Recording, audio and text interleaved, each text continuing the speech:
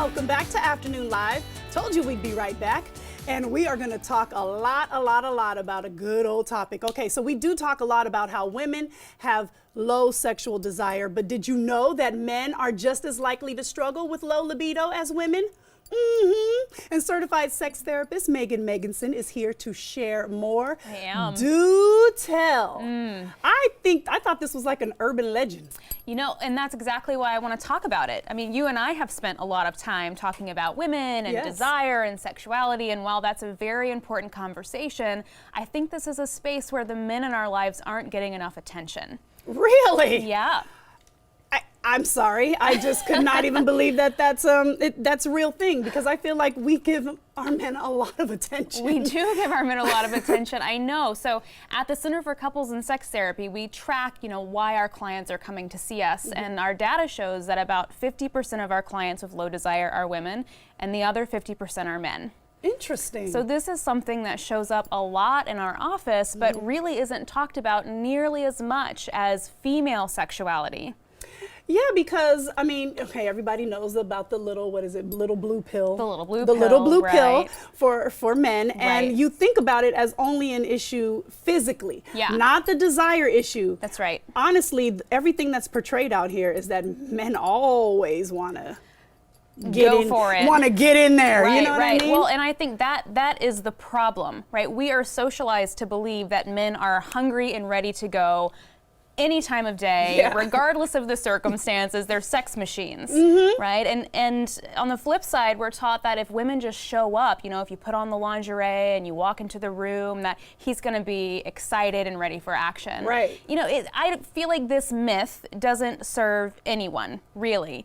It sets us up for failure as their partners, because we believe that they should respond to us at any time of day. Right. But more importantly, it really teaches men that they need to be ready to go all of the time. So they feel really ashamed when they're not. Gotcha. They don't know what to do about that. They don't know how to talk about it, because they think that they should be ready to go. So this socialization piece around men being hypersexualized is very problematic for everyone involved. I'm glad that you're shedding light on this, because honestly, I'm learning as I'm listening to you. So then let's talk about this. So for viewers watching, men and women, what can we do? What are some of the reasons why men have low libido? I love this question, and because the reasons are exactly the same that women have low libido. So we think about things like stress at work, anxiety, depression, problems in the relationship. Men are impacted emotionally very similarly as women to the common stressors of life.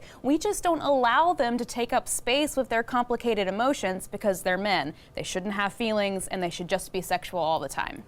And the flip is they don't feel comfortable talking because they believe that they're not supposed to. Exactly. Interesting. Another common problem is when men have sexual dysfunction, when they have issues like erectile dysfunction, or, when the little blue pill isn't doing the job, they start to avoid sex and might develop a sort of secondary low desire, if you will. Oh, wow. So low desire might be an avoidance tactic. I don't feel desire because I can't perform, or I feel really anxious about performing, or it might be something more emotional. This surprises a lot of heterosexual couples, but it might be that your husband wants to feel more emotionally connected to you. This is like, if my brain could explode, I know, it would he explode. might actually want to talk about his feelings. That's a good thing. Concept. And I'm only laughing out of just nervousness, because this is all new. Yeah. Really is all new, because we're just not taught this. Okay, so then how can a man talk to his partner? I think a more important question is, how can we invite them to have a conversation with us? I don't want to put all of the pressure on the men to step up and change the narrative of how we have socialized them sexually to be these hypersexual beings. So I think if a man feels confident kind of taking a step up and saying, hey, I have these other needs, I really need to talk about them, I think that's great. But I want to invite partners. Like if you are noticing that your male partner isn't as into sex with you anymore, if you think he might be struggling with low desire, invite him to tell you about it. How do you do that? What needs do you have sexually that aren't being met right now? Do you just come right out after dinner and say, let me talk to you for a second? Sure, why not? How else are we going to do it? No, it's true. I'm just rip the Band-Aid. So we just have to go in there and have the conversation. Right. Invite them to open up. Right. It's really about inviting our partners to be just as complicated as we are.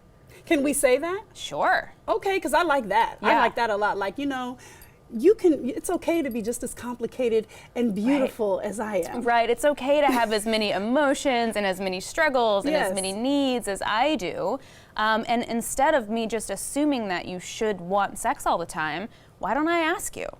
That's the best advice I was going to say all week, but it's only Monday. That's the best the advice. bar is low and I will take it. All month. Thank All you right. so much. You are welcome. This is good. We have to have this conversation continue. All right, Gotta come let's back do on it. that one. All right, we're going to have more information about Maegan for you on our website at KATU.com.